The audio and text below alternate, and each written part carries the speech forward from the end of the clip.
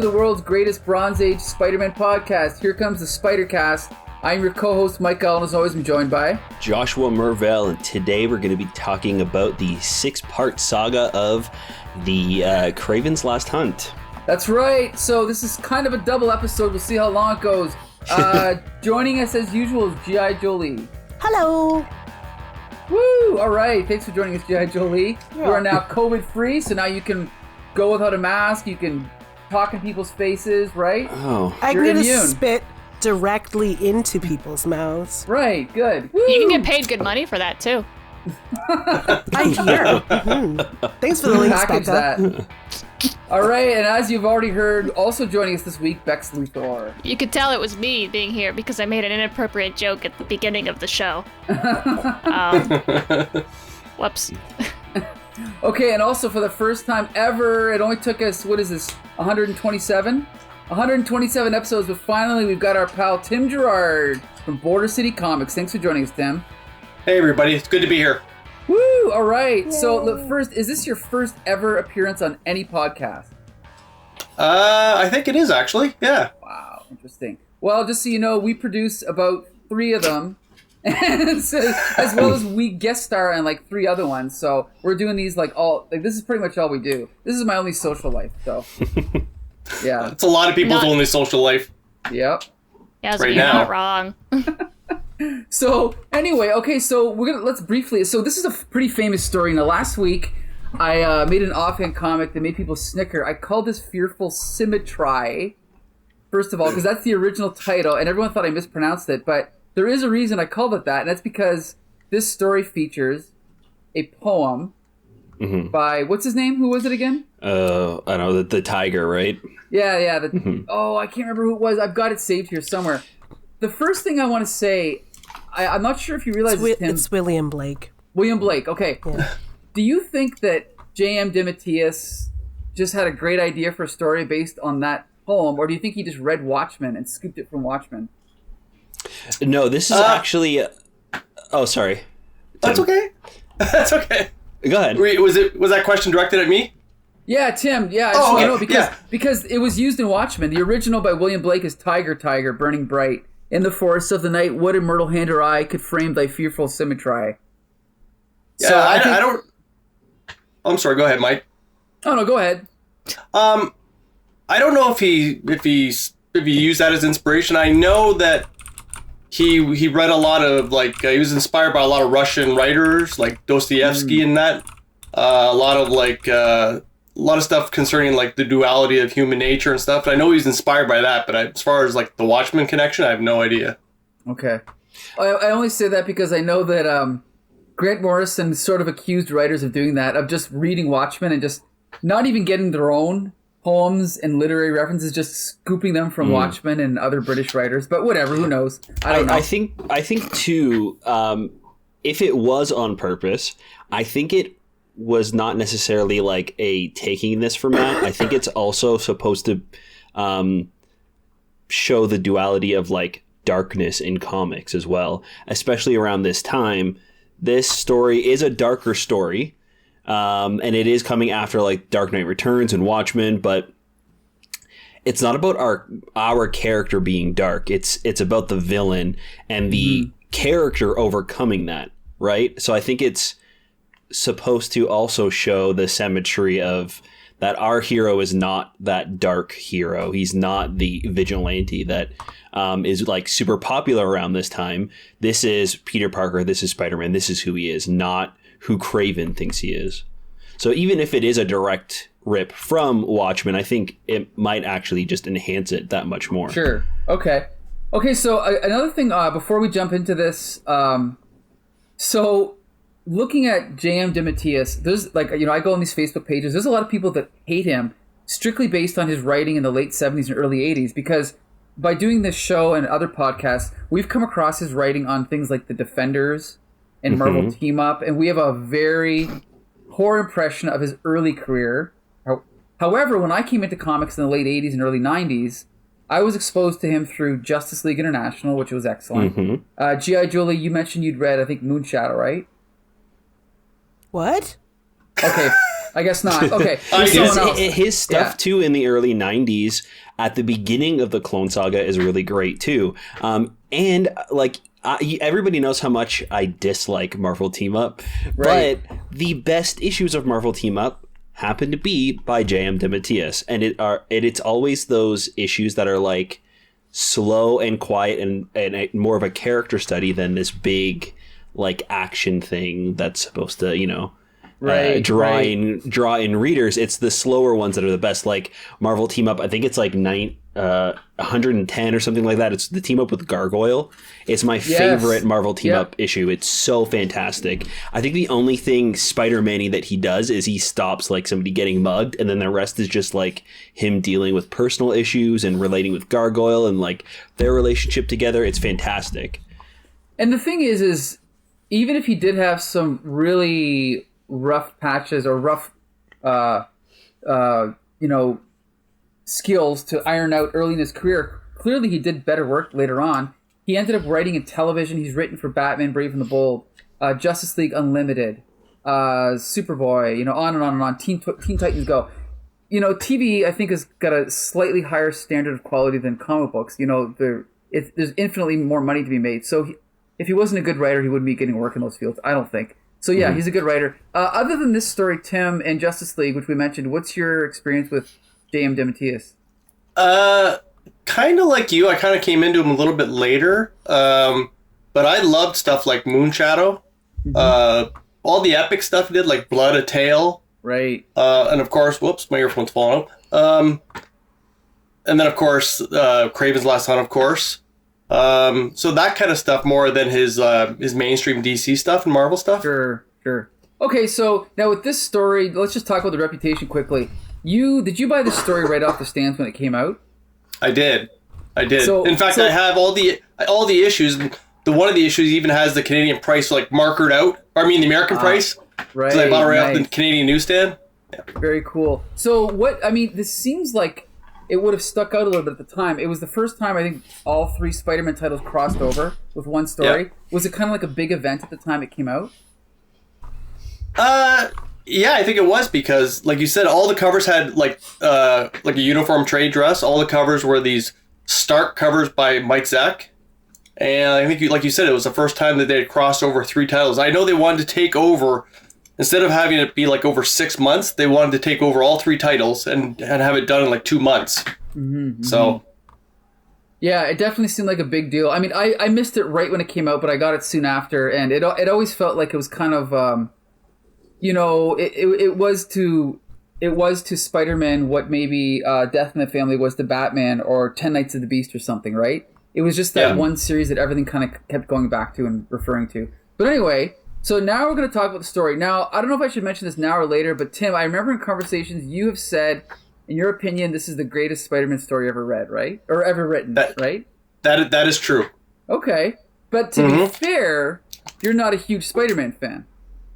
That's also true. Well, I was a big Spider-Man fan as a kid, but I haven't read a lot of Spider-Man, truthfully, in the last 10 or 15 years. Okay. But it's still, even rereading it though today, I still think it's, if not the best, it's got to be one of the best Spider-Man stories ever done. Okay. So now we're going to jump into what this story is, and Josh, you're going to tell us what the plot is of Kraven's Last Hunt. Right. Okay. So. Right off the bat, we're kind of reintroduced to Kraven the Hunter.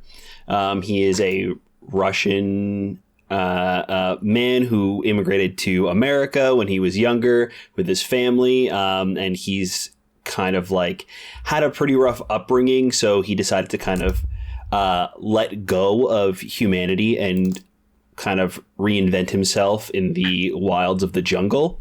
So he's kind of like a famous Spidey villain. At the time, he was maybe less so, but this kind of brought him back into the light. So we're kind of introduced to him and what's going on in his life. We cut over to Spidey, and he is mourning the death of just a random thug. So he kind of like stops by the funeral and pays his respects. And we see Kraven is kind of like obsessing over the fact that he wants to to have this like final last hunt, like the last thing he wasn't able to track down and destroy and kill, which would be Spider-Man. So he ends up tracking him down and like using a blow dart to knock him out, and he shoots him and buries him alive. And it's presumed that Spider-Man is just dead. He makes a Spider-Man costume of his own and starts kind of like swinging around New York, acting as Spider-Man himself, all while a supervillain named the Vermin, who I think we read about a while back. I think we did, yeah. In Marvel Team Up. Right, yeah. It was Spidey and Captain America. And they had to actually team up to defeat this guy. He's kind of like a pretty powerful villain. He kind of feels like almost like a werewolf, but more like rat-like, and he can't transform back. Like he's lost all of his humanity. He's kind of resurfaced, and he's like stealing people in the streets of New York and eating them. So it's getting pretty dark. MJ is wondering where Spider-Man is because Peter has just like gone missing. And the world is starting to notice that Spider-Man is also missing. So she's kind of like not sure what to do because they are just recently married and everything. Kraven decides to kind of like take some psychedelics because he's feeling like maybe he hasn't completely taken over the Spider-Man thing. He doesn't feel like he has really been able to embody the spider, as he calls it. So he kind of like starts fighting with himself and realizes what he has to do is to do the one thing that Spider-Man was never able to do, which was defeat and kill a villain by himself. So he goes and tracks down Vermin and brings him back to his lair, and all while Peter Parker Spider-Man is escaping from the grave, and he runs over to MJ. They kind of reunite. He realizes he has to go back out and save the day still, so he runs after Kraven, and Kraven kind of stops him and tells him like, I'm not hunting anymore. This is it. Like, I'm not killing, but I need to show you something. So he shows him the Vermin trapped in an electrical cage, and he releases him and makes Spider-Man and Vermin fight each other. And Vermin gets away, and Spider-Man chases him. While he's on the chase, like they're on the run, like Spider-Man and Vermin, Kraven actually commits suicide.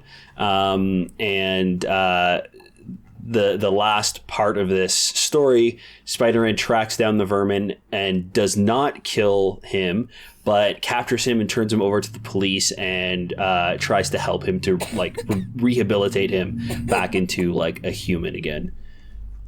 So that's kind of like the gist of everything without having to go issue by issue. But I don't know. Is there anything important that I missed from the recap? Like, I feel like that is pretty much like the plot. That's pretty much it. Yeah. Actually, well, you know what? Okay, let's just jump to. Here's the thing. Mm-hmm. I've read this many times. My impression of rereading it this time, because I've just finished reviewing 7 years of Spider-Man comics. The first thing is this is very different from everything else that came before it. Mm-hmm. And my impression of reading this comic is this feels like a Batman story with Spider-Man inserted into it. Okay? So I read Wikipedia, and it turns out this was written as a Batman story. Well, yeah, and before that it was actually a Power Man story. Yeah. Sorry, who? Power Man. Wonder Man. Wonder Man. Sorry, Wonder Man. Yes, Wonder I forgot about that part. Yeah. Yeah. So Wonder Man, then it was written as Batman. However, the general vibe of the story, like if you had the narration and the mood and the art, it just felt like it seems like they're imprinting a Batman style of a story onto the Spider-Man comics. I'm not going to talk about the quality of that story, but that was my general feeling of it. But Tim, I just want to know your reaction to rereading it after so many years. What did you feel about the story? Well, I didn't know it was a Batman story initially. I knew it was a Wonder Man story initially. I don't know. I think it's such a dark story. I mean, it really is. And I think it's, I mean, I don't know. I mean, it's got to be the darkest story from that time period, right? I mean, I don't think anything Spider-Man even came close to that at that point. Well, there was like, there was like the death of Jean DeWolf. There was things like that came close to this. But this was like, no. Yeah, this was like really, this I don't want to say sinister, but because that's not really doesn't really do it justice. But the fact that he wants to like kill Spider-Man. He doesn't want to kill Spider-Man. He wants to best Spider-Man. It's like the elusive, the one prey that got away from him, right? So he wants to, he's lost his honor. He feels he's disillusioned with the world the way it is, and he wants to defeat Spider-Man. And he doesn't want to just defeat him though. He wants to defeat him and let him, like, he wants to basically kill him, but let him know that he could have killed him. You know, he wants him to know that he defeated him, because otherwise it doesn't do him any good.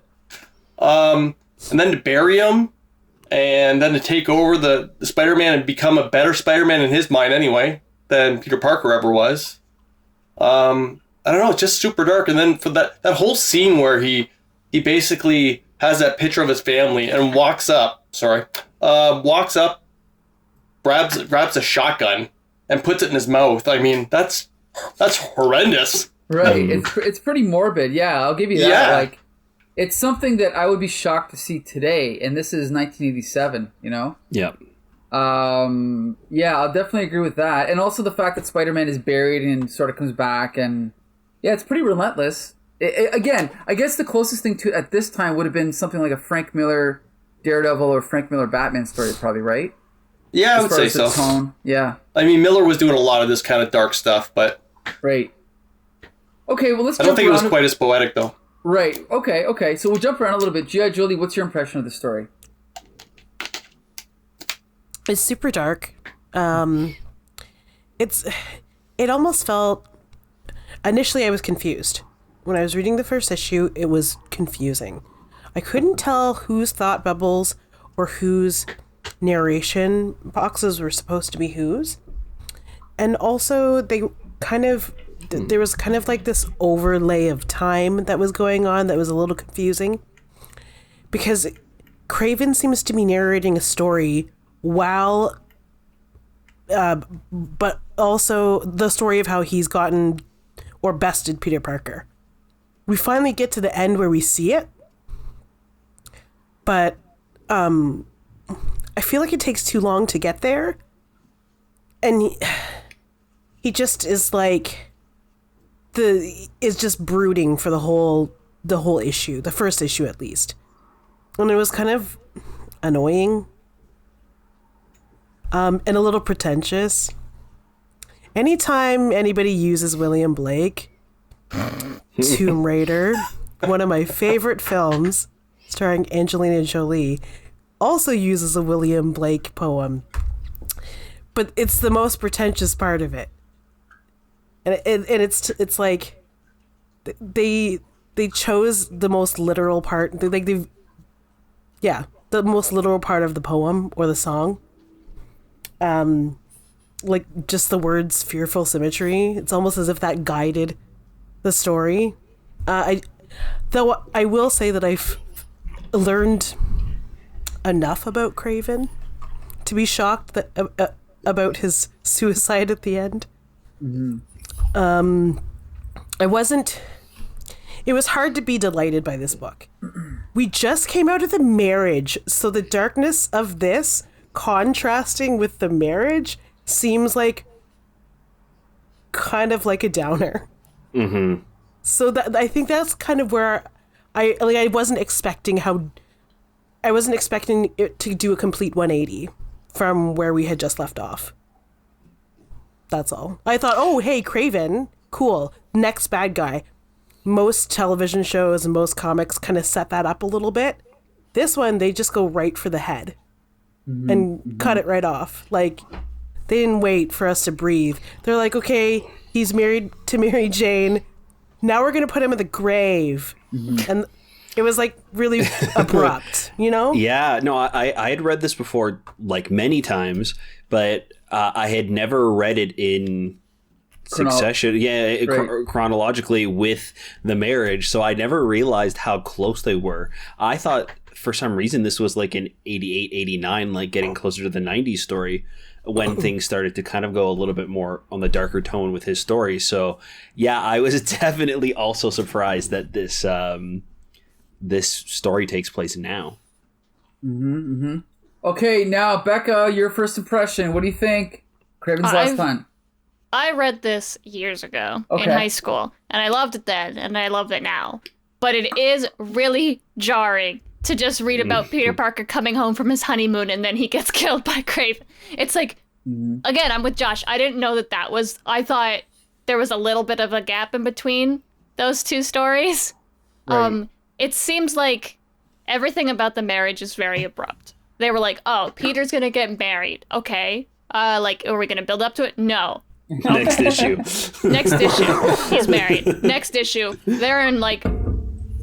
If they had been married, I think, for, like, a year or two at this point, this story would have made a lot more sense in continuity sake, because of, like, this love that Peter and Mary Jane have in this arc is great. I love it. But in the continuity sake, it is very funny. Because they just came back from their honeymoon. And it's 2 weeks. He is missing for 2 full weeks. Yeah. She hasn't called the cops at all. Like, they weren't Jolie. in Paris. You're muted. Oh, 2 weeks has gone by and she hasn't called the cops at all. Yeah. Well, he's Spider-Man. So, right? Yeah.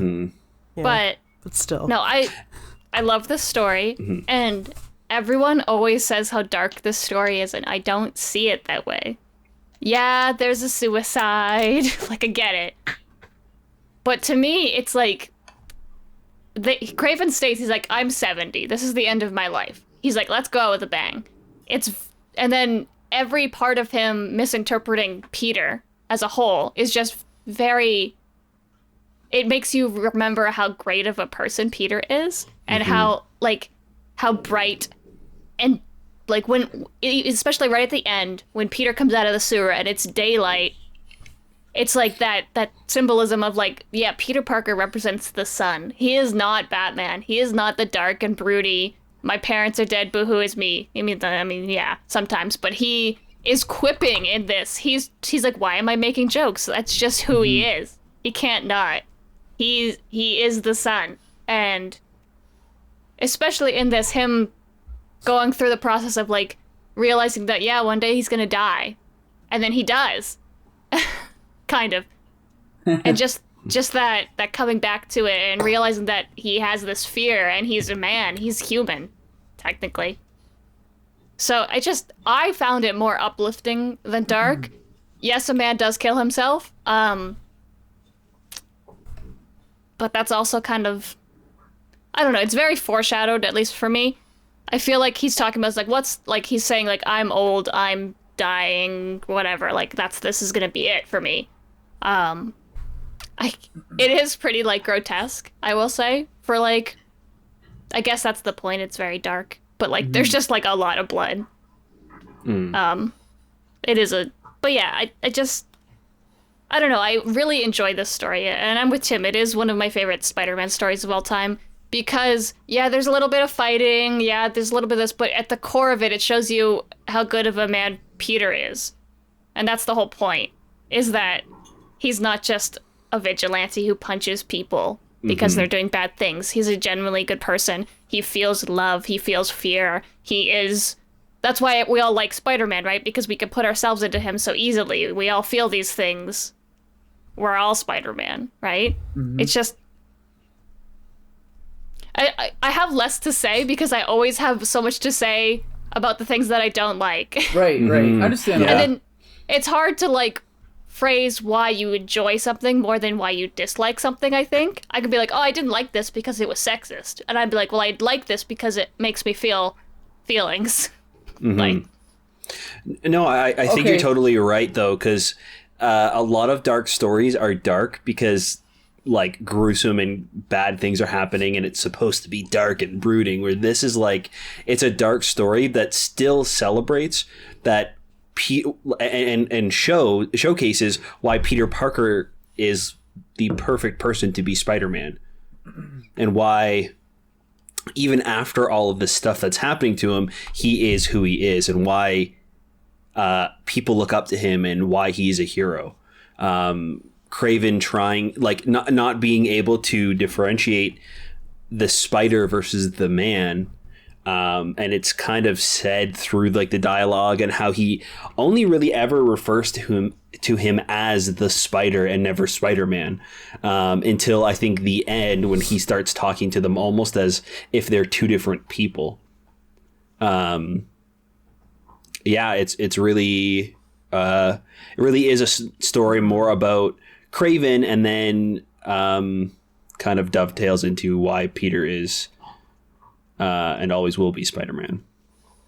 So one thing I noticed, Tim, on this show, we review every Spider-Man comic from the 80s. The quality of these comics is like this, right? It's some are great, some are crap. There's fill-ins, like 80%, not 80, but like 25% of the comics are fill-ins, right? And then even in a good issue, there's always like scenes that, you know, they have to explain or flashback or reference. Now, one of the things I loved about this issue or this story is that it felt very modern, because there was zero references to continuity, zero flashbacks. Did you feel that this felt a little bit more modern in the way that it was written? Did you notice that at all, or?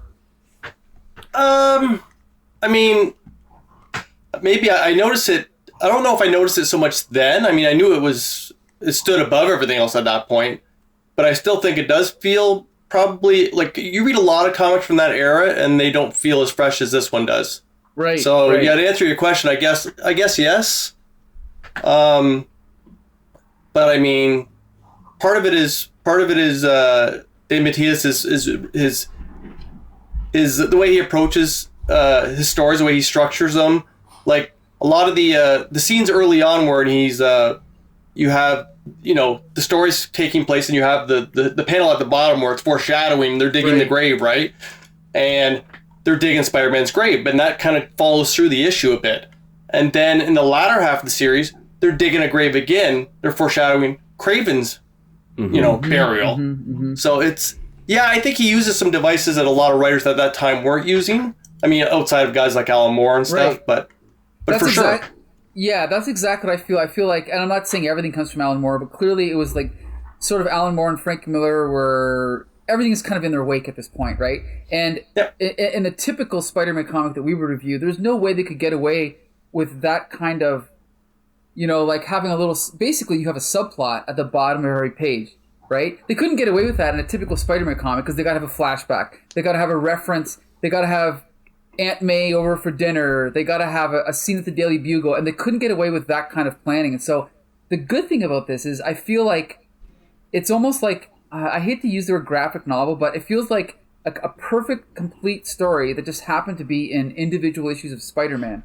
And I'm glad it was, right? Because if this came out now, it would be either, if it was DC, it'd be Black Label, right? If it was Marvel, it would be a special graphic novel or some kind of thing. But I'm glad that it happened in the individual issues of Spider-Man, right? Because I think it elevated the whole run, in my opinion. So. Oh yeah, I think so too. Yeah, I think the reason why it feels so modern is because we have been reading so many Spidey comics from the 80s, and I love most of them, but you can tell that they were written in the 80s. They have that some of them still have that like golden age, like 70s feel to them, where this does feel more separated from that, but at the same time it's timeless. Like it can fit, like if this came out today, it would feel the exact same, I think. Yeah, I think you're right. Like 99%, you're right. Yeah. There's no reason to really update anything. Yeah. No. Yeah. What you were saying, Mike. Sorry, Josh. Go ahead.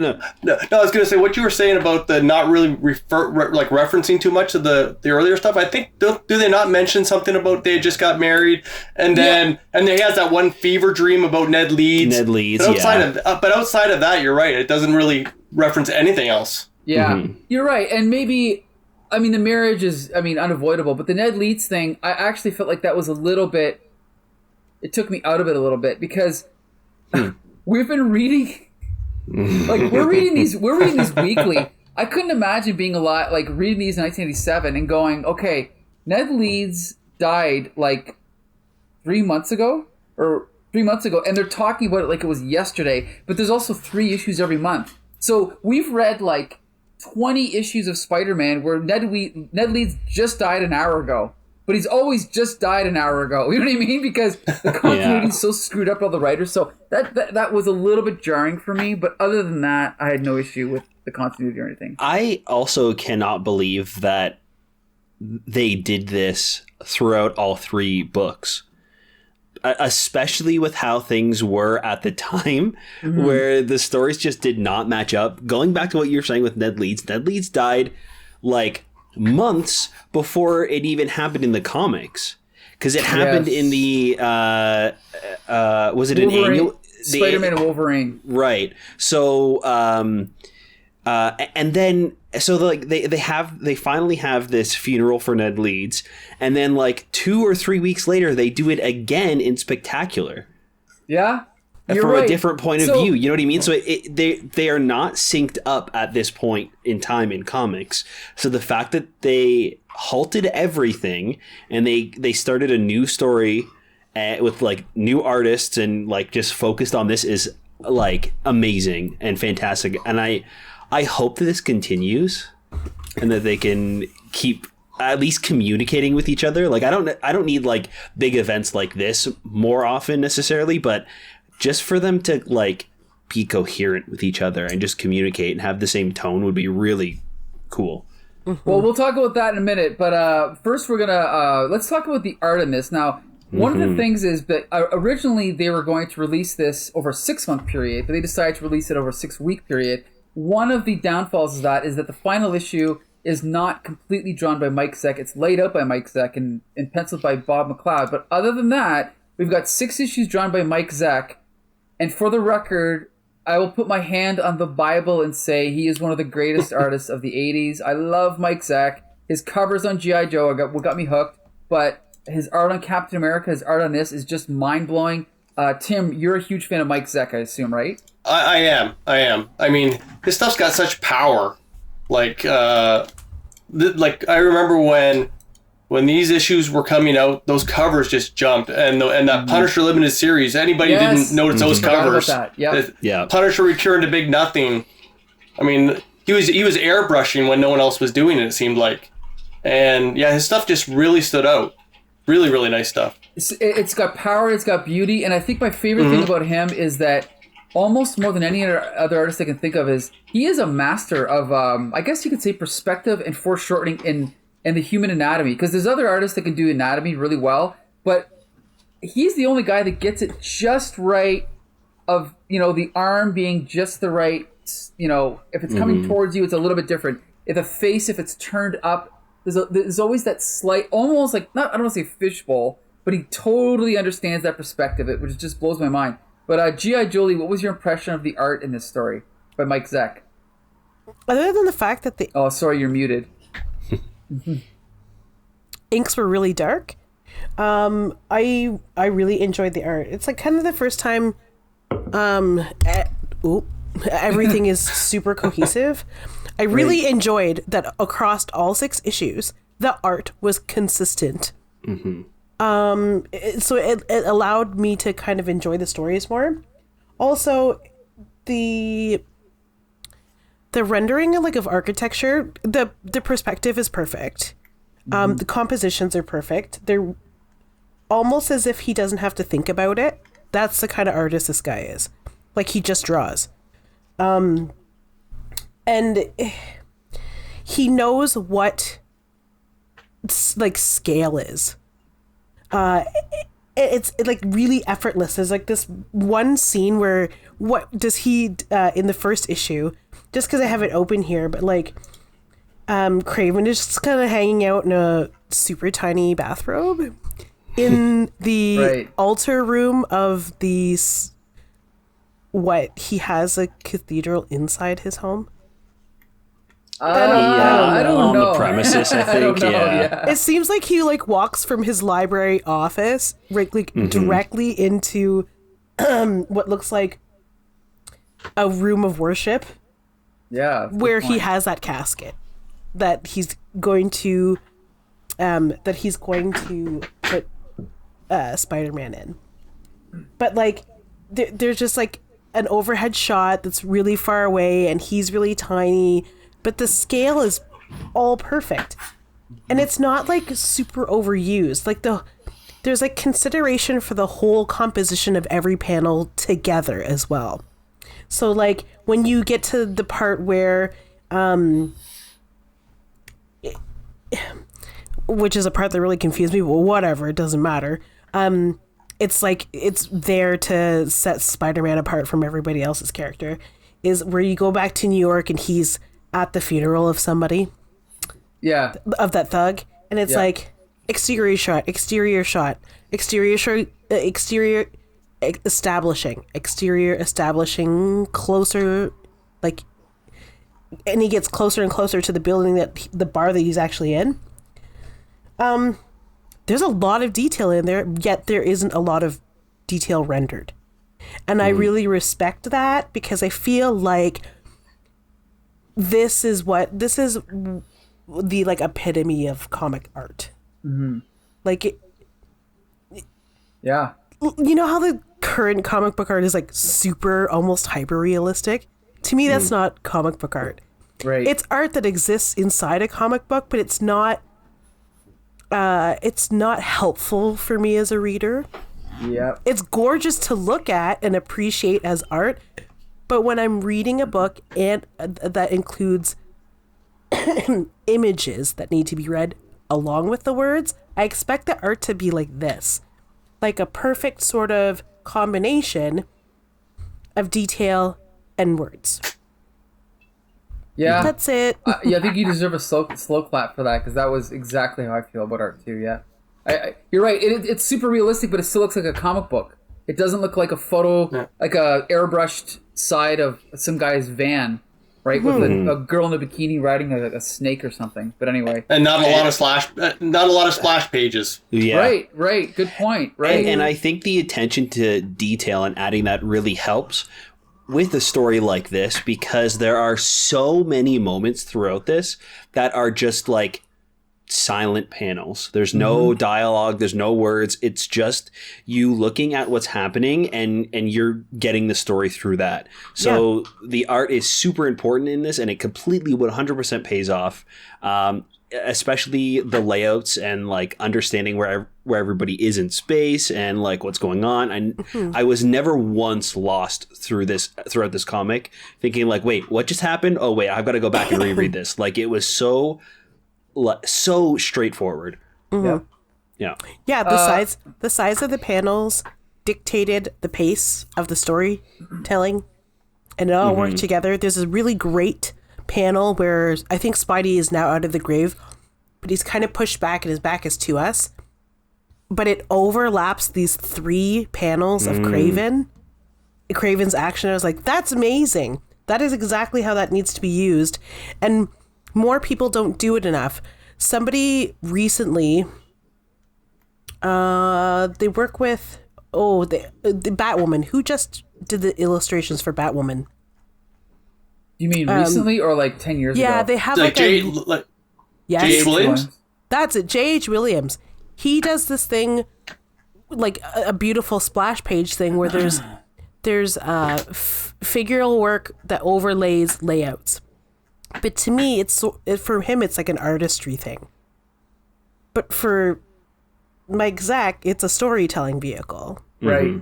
Yeah, So I like J.H. that's the Williams, difference. but Me yeah, too. I agree with you. I know what you mean. I think sorry, go ahead. too, the layouts really go hand in hand with the letters by Rick Parker, and like the boxes and how that's told is just so great. The fact that we're getting like multiple different thoughts from the characters, like we're getting almost like they're conscious talking to them, like the angel and the devil, even within the same panel, like almost as if the characters responding to their thoughts in their own head, and it's fantastic. And we see that throughout the issue with every character, not just like Spider-Man and Kraven. We get that with MJ when she's in the apartment alone and she's scared and there's a rat and she kills it. Like she doesn't want to kill this thing. She's just like scared and trying to get it out. And then like she's in her own head about it and then just hits it and it's dead. Like there's so many moments like that are just so powerful in this issue. And it 100% has to do with the layouts and the way that the lettering is done. All right, Bex Luthor, you haven't talked about the art yet. What was your impression of the art? It's almost like when you work together, the product is better Yeah. than if you just go, all right, you draw this, you write this, and we'll figure it out in post. Let's go. Yeah. No, just one. Web of 32 is maybe one of the best Spider-Man covers of all time. Also, it's expensive. Oh my god. Which one? Busting out of the grave. Yeah. Oh, it's so good. I'm looking at it right now. Oh my god, yeah. Yeah, it's also very expensive. I own it. I got it here somewhere. I got it for like $1. But anyway. I think it is the most expensive of the Web of covers, probably. It's probably the most famous of all the web of covers. Yeah. Like when I think of web of, and the first cover that comes to mind is this one for sure. Yeah, because the first 30 were interesting. Fair. The first one is Vulturions, you know, those favorite Marvel characters. Yep. No, it must have been... When are we going to get the Vulturians Last Hunt? Right. Yeah, there you go. I need to know. What are they up to? You've got...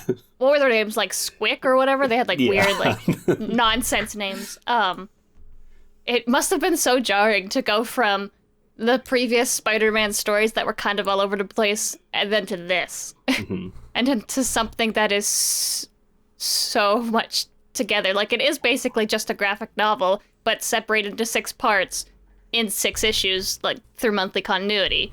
Right. You could have easily done a Marvel graphic novel and this would have made sense too. Right. But no, screw that. We're going to put it in continuity. Yeah, they just got married. Yeah, Ned Leeds maybe just died or died 3 months ago. Who knows? But yeah, the art in this is fantastic. I mean, I'm not going to... What am I going to say? It's bad. I hate it. I don't really have much to add.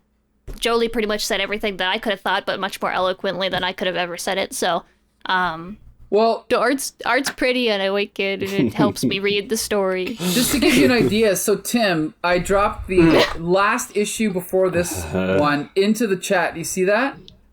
Yeah. Now, don't get me wrong, that's John Romita Jr., whom I love. But that gives you an idea of what the typical Spider-Man story was of this time, right? Like just fighting a robot. I mean, I love it, but it's completely different from what we're reading right now, right? Check out next issue when Peter Parker literally fucking dies. Right. Very good. You know what I mean? Like, Yeah. I mean, I Man remember this kills being... himself. I remember it being like completely different and a little bit jarring, but looking back on it now, yeah, I mean, I can't imagine what I was thinking. I can't remember exactly what I was thinking, but yeah, I mean, it's like a complete like 180. Right. So here's the thing now. We all clearly love this story. There's got to be something we don't like about it. I'll go first. Not to say that this is a bad thing, but in the last 2 times that I've reread it, I've always felt that I'm not sure how much we need vermin in this story, and I'm not sure how weird it feels that Kraven kills himself in the second last chapter, that we still have a full chapter to go with vermin. But I'll start with you quickly, Tim. What did you feel about Vermin's involvement? Was it jarring at all, or was he needed there? I don't know. I wouldn't say they didn't need Vermin. They didn't necessarily need Vermin, but they needed a villain. It didn't necessarily have to be Vermin.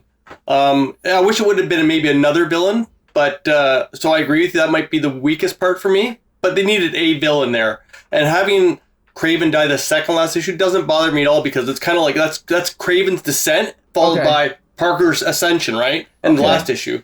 So I'm okay with that. Probably the weakest part is the choice of Vermin, though. But I mean, still, it was a villain that we knew had defeated Spider-Man, and So he fit the bill, I guess. I think also he'd been used in Captain America by J.M. DeMatteis and Mike Zeck, so they probably just brought him back. Yeah, I just always felt that it was a little bit inorganic to use this guy, who we barely heard of. But anyway, that's interesting. Sorry. Go ahead. I was gonna say I love the inclusion of Vermin because he is this vile. He's killing and eating people. That's messed up, but it's not his fault. He's an innocent man who was turned into a monster, and he's like the hunger is controlling him. So you have that Kraven who thinks a hero will just kill a killer, and then you have Spider-Man who is like, I must save this guy who's killed. Like he has to save everybody, not just the good people. In quotes. I think, yeah, you could have used any other character that's kind of got that where it's not fully his fault, but I feel like with Vermin, it's so much like, oh, he just lives in the sewers. He's so lowly, but even Peter doesn't think that he's not deserving of help. I guess there's also the animal motif, right? Animal hunter, Spider-Man, rat, Vermin. But anyway, there's tons of Spider-Man villains that are animals. Right. That's true. Half of them. All of them. No, I think that Not the Green Goblin. That's the only one. Go ahead, Josh. no, I think the Vermin is what Kraven thinks the spider is. It is the combination of monster and man, but where the monster has taken over. So Kraven views Vermin and Spider-Man as the same thing. They're both prey to him. They're both these creatures that they're personas that have taken over. So that's, I think, why it's so important to have a character like Vermin. And it doesn't have to be particularly him. They could have had Kurt Connors in the story, right? Like they could have had the Lizard. We've seen the Lizard recently, I think. So they could have had him back in the sewers, and the Lizard is taken over. So they've got to like bring the man out of the beast, right? So not that he is integral to the story, but a character like that I think is super important to show again that symmetry of how either of these characters could have turned out. Okay, so is there anything else? Does anyone else want to talk about anything? G.I. Jolie, was there anything you didn't like? You want to talk about Vermin or anything else? I really like that that sort of last final thought about Vermin being the monster. One, he was... I thought about him being the thing I didn't like about the books too. But then I was like, no, you really needed a cannibal. Rat man in this book to like... really show that there is true evil in the sewers. Because it's not dark enough, right? Yeah, it's not dark enough. Let's have that. Because there's just like this... The one scene where there was like just that one black woman, she was like, oh, this is fine. Everything's fine. There's just like a rat creature in the streets. And I'm just going to walk home. And like he gets her. And that's everybody walking home alone at 3 a.m.'s worst nightmare. Want to be cannibalized, but also like to just be killed. That's crazy. Like the stakes are like weirdly high in this book, but where the stakes kind of aren't high, and which would have probably been my least favorite thing about the book, was like the Mary Jane thing. Yeah. Okay. Because it's just, I get it. He's been missing for 2 weeks. And then he reappears. This is really their opportunity to show what those relationship expectations, or this is how this manifests. They've been worried about this all along, but they went and got married anyway. What is happening with Kraven right now is exactly what they feared would happen. It's happening. And instead of making it as serious as the rest of the book, they kind of have her pining away in the dark at an open window like the rest of all the women who love Peter Parker again. And it's just like, come on, I get it, we gotta focus on this rat man and also Kraven, but like you didn't want to give like a full... It really could have made the story fuller if they would have spent time on that relationship as well. Instead, he touches her face like weirdly, and then he like flies out the window. I don't know. It was also, I think, rewritten at the last minute to fit the wedding in or the marriage in. I think that's probably why it felt a little shoehorned in. Yeah. But yeah, it was definitely not perfect. Well, go ahead, Becca. I agree with Jolie fully. I don't remember where I read this, but so sorry to whoever I'm quoting with just stealing your idea. This was years ago too, so no look of looking it up. But yeah, when she goes to Joe Robertson, it's like, why? Why is that her first choice of person? She's like, oh, Peter's missing. Let's go to his boss, who doesn't know he's Spider-Man. What I was reading online was someone suggested, well, who could Mary Jane go to? Her husband is missing. It's been 2 weeks. Her husband's Spider-Man. Who knows that Peter is Spider-Man and might give a shit? What if she went and talked to Felicia? I know Felicia's like got a boat or whatever, but like just for the sake of the storyline, what if she's like, I have nobody else to go to? Who else loves Peter? Who could I talk to about this? Like, Mary Jane is completely alone in this whole story. And she almost gets assaulted in the rain in the street once before Kraven saves her. Right. Like, she's kind of just thrown in as such a damsel, and I wish she just had a little bit more, like, maybe she could have figured out what happened to him. Like, does she dig him up? Does she do anything? She, like, yes, the Peter loving her part is great in the story, but the Mary Jane part, it just falls very flat. She has no agency. She does very little besides pine. She goes to Joe Robertson, and she's like, hey, man. And he's like, what are you doing, Mary Jane? And she's like, don't worry about it, and then leaves, and nobody questions it. It is a throwaway scene, eh? It really is. Yeah. So, like, if we're going to have a throwaway Mary Jane scene, maybe, I don't know. Like, how many people know that Peter is Spider-Man? Yeah. You bring up a good point too, Becca, because even Peter himself speculates that that Robbie might know or might suspect that he's Spider-Man. They could have had a really awesome scene where she was like talking about Peter missing, him noticing that Peter's missing, but then also talking about Spider-Man. There could have been some like really cool stuff happening between her and Robbie, but that's what we got. You could have even had MJ just like searching for him. You know what I mean? Like actually like trying to find him, and then maybe when he escapes the grave, like he's like wandering the streets and he's like lightheaded from not having any oxygen for 2 weeks. You know what I mean? Like, you know, so he can't get himself home. He can't swing. And then she just happens to like bump into him and she like brings him home. Like even that, at least she's like doing something. Yeah, so that's the only thing that really bothered me. And shockingly, it was the treatment of women in a comic book from a while ago. Yeah. Well, okay, so one of the things we should mention is, while this story does feature the suicide of Kraven, he does eventually come back, of course. 2000, yeah, who doesn't? 2009, so okay, he was dead for 22 years. That's pretty good by comic book standards. When they do bring him back, what's nice is that he's pretty pissed off that he's back.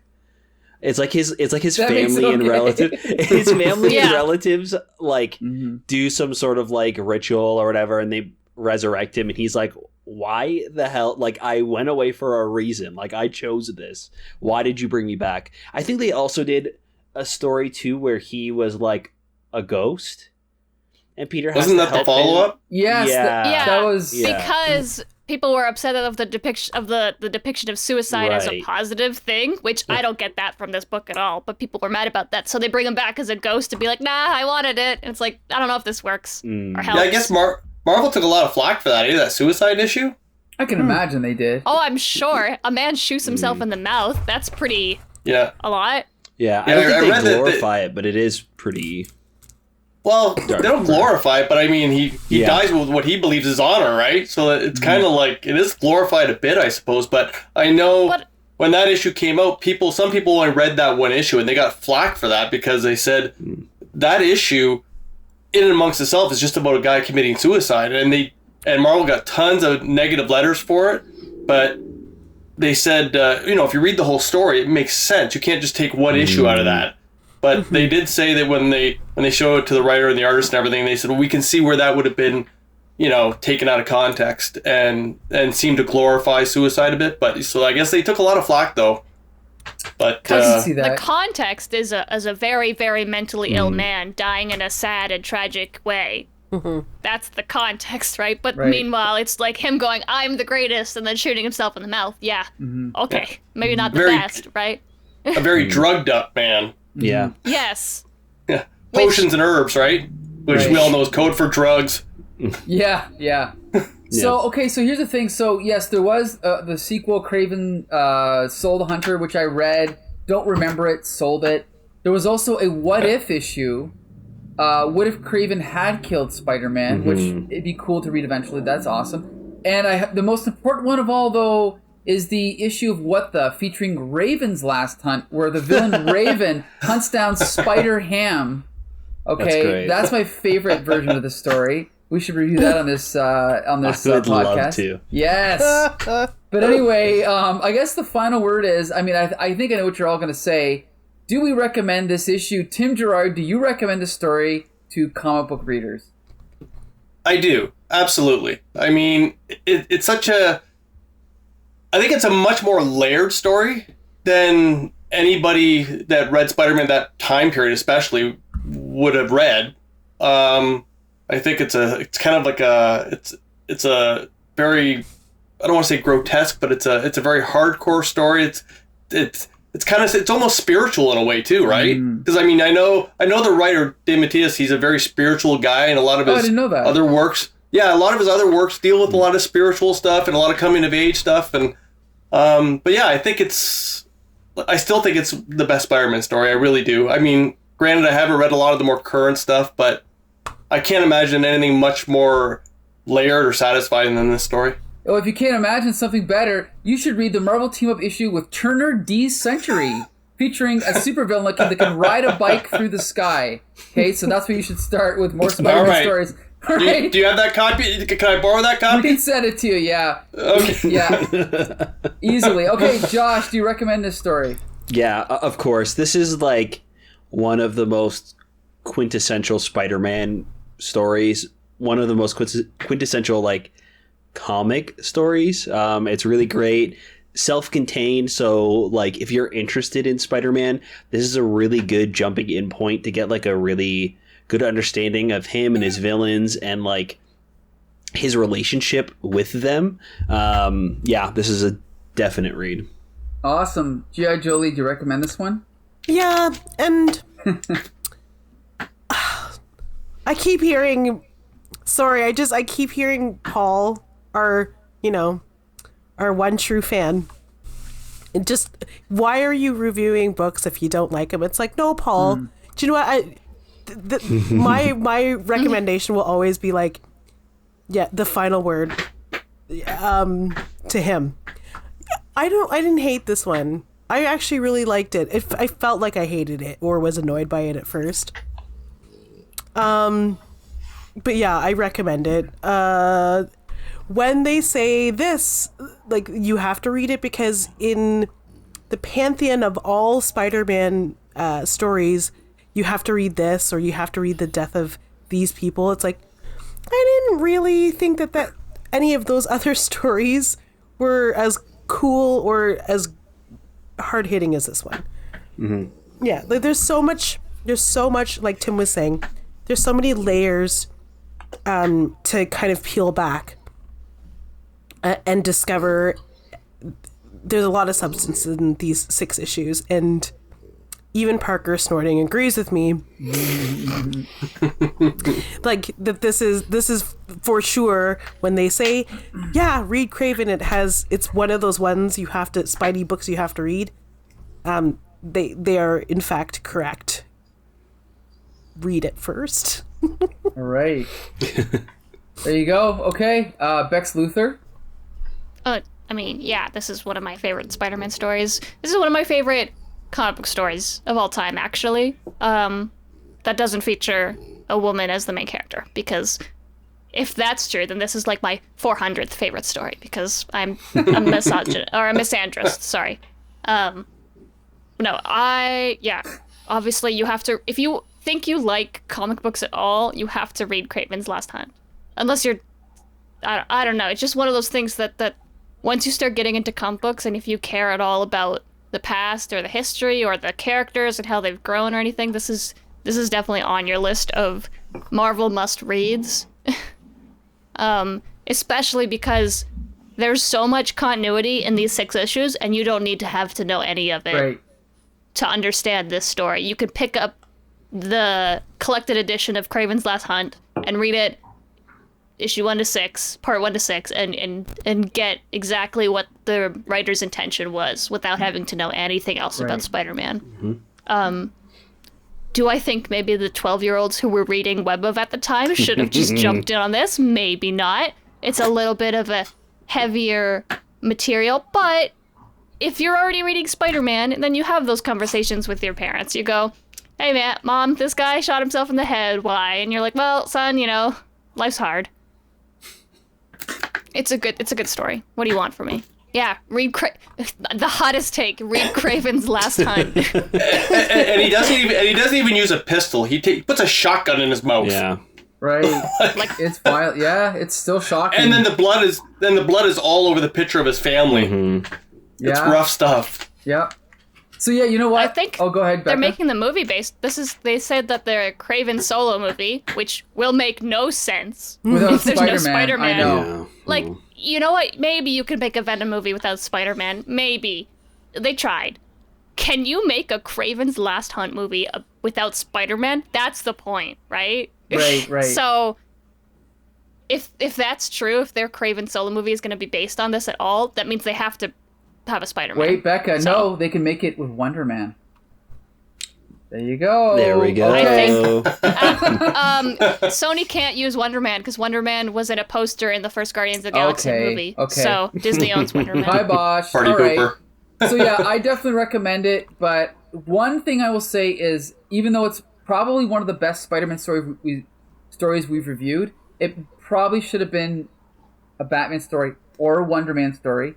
But it still is great, and I still recommend it. It's the most coherent, most artistic, most cohesive Spider-Man story we've probably read in a long time, if not on our entire podcast. So yeah, I definitely recommend it. Before we go though, Tim, tell everybody, we didn't really talk about this much. Quickly tell everybody about Border City Comics. Where can they find Border City Comics? We are at 4449 Tecumseh Road East, about a block and a half west of Palette on Tecumseh Road there. And we're open Tuesday through Saturday. Okay. Now, I know that you've moved locations a few times, but how long have you guys been in business in entirety? Like 35 years. Yeah, aren't you coming up on the 35th anniversary? Yep. When's that I think it's a summer. I want to say it's God, I should have had this written down, right? I want to say it's like June or July. Okay. Well, be sure. So you guys are on Facebook, you're on Google, so people can find you, though, right? Yep. Of and course. As far as if you're a fan of variant covers, you guys have the best deals in town, right? I like to think so. I hope so. So definitely, we try. And you guys have a big variety of back issues. You have a huge variety of also toys, DVDs, right? Like you have a lot of like old collectibles and stuff, right? Yeah, we have some odd. We have some odd toy collectibles. We don't have like the large selection of newer toys, like some other stores. That's not our specialty, but yeah, we have a wide variety of different stuff. Though we have like very eclectic mix of stuff. Excellent. And if anyone's interested in seeing more from Border City, there's tons of videos we've done there on Comic Book Syndicate, right, over the years. We've done reviews of comics. I know one of my favorite features we did was for Superman imitators that are better than Superman. That was a good one. Another good one was top 10 favorite artists of all time. And I'd like to follow that up one day, top 10 worst artists. So we'll have to get on that. Maybe in the summer we'll work on that segment, okay? All right. Only top 10? Well, maybe we can do a top 100 then. It'll be a long segment. No. We'll fit it in, yeah. Anyway, okay, we definitely want to thank you for joining us, Tim. Just so you know, when we started this podcast 2.5 years ago, I knew episode 127 was going to have Tim Gerard because this is his favorite story. So I'm glad it all worked out. Me too. Me right. too. Thanks, guys. Thanks for having me. Absolutely. Yeah, thanks for coming on. There you go. Be sure to join us next week, everybody, because Josh mentioned earlier that he hopes Spider-Man, keeps the momentum up. Well, guess what? Next week we're reviewing Life in the Mad Dog Ward, which crosses over into all 3 Spider-Man titles, written by Ann Nocenti, drawn by Cindy Martin. So it's going to be another good one. So be sure to join us next week. And our guest is Andrew Helmer. So be sure to be here for that. Nice. Yep. And Josh, you can take it from here. Yeah, we want to thank you guys so much for listening to the podcast. Please let us know what you guys think about the issues we're talking about. Let us know what you guys think about Kraven's Last Hunt. You can leave us a review over on Apple Podcast or drop us a line on Twitter at HCTSpidercast. Or you can find us at Comic Book Syndicate on Facebook as well. Leave us a comment or send us a little shout out. All right, so until next Monday, see you later.